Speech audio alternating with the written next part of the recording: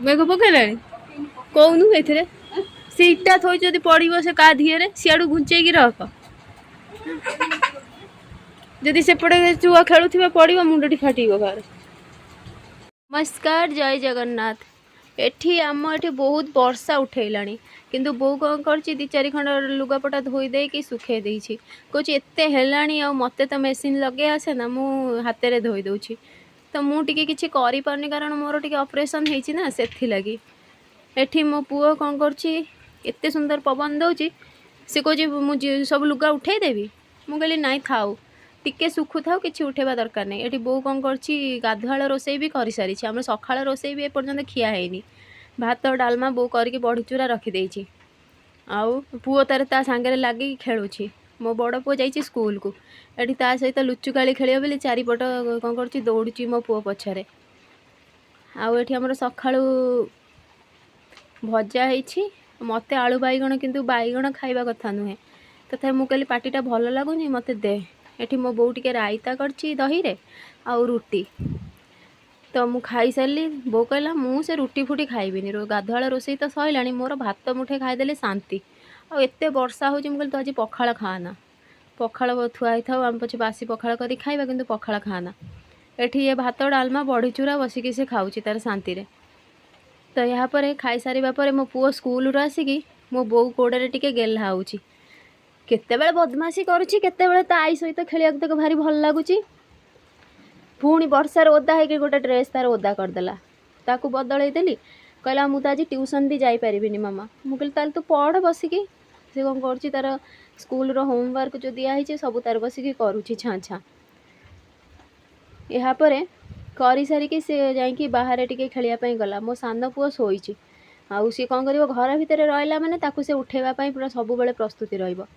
एपटे मो पुओ खेलुछि मु कहछि बोउ काई ना सिबा शोइछि बोउ तार आसिक एपटे चुपचाप शांति रे शोइछि कारण सेपटे मो पुओ चिल्लौछि सेथि लागि बड़टा रहिला माने घरे खाली हुम दुम भूस बास करिवो। बोउ कति गला मु कहली बोउ उठिलुनु कहला हाँ उठिलुनी आउ जा। तो यहाँ पर मो पुओ कौन करछि खाउथिला खाई सारिकी से बसछि बोउ कहला मु जाउछि जल्दी अट्टा दल देबी 3टा बेलू पूरा अंधार घोरी आसिलानी एते अंधारे हमर तो इन्वर्टर नहीं लाइट जड़ी पळेबो आउरी हैरान हबो। तो बो कहला जाउछि रुटी करिकी थोई देबी करवा तो मते अच्छी करिकी थोई देबी हम कहले हाँ करदे किछि कथा नहीं ठंडा हेले भी आमे सब खाईदवा। मो पुओ कौन करछि मो बो संगे एते लागुछि एठी सानटा शोइछि सी ता अट्टारे पानी पुरे दउछि ता संगे लागुछि जेमति मो पाटी कली चुपचाप बसी कहछि हाँ हो एबेठु आ लागिबिनी देखिबी हेडु बो जेमति अट्टा दउछि आ तार लुण पकेको मन नाही सी कहछि रह मु लुण पके देबी कहिकी एठी क्षीर देखौछि कहछि मम्मी फुल क्रीम नेइके आछि टिके चाहा कर वर्षा पाग को आउ पकुड़ी कर मु कहली ना धन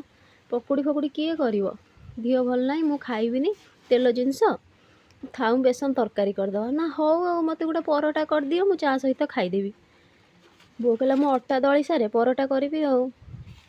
एतिकी भितरे एते जोरे वर्षा माड़ी आसिला जे घर भितर ही पानी पशिगला चारि आडू पानी पशि जाउछि ए घरे वर्षा हेला माने अवस्था खराब आउ कौन करिवु। एते जिनस हेलानी एते जल्दी देह भल नहीं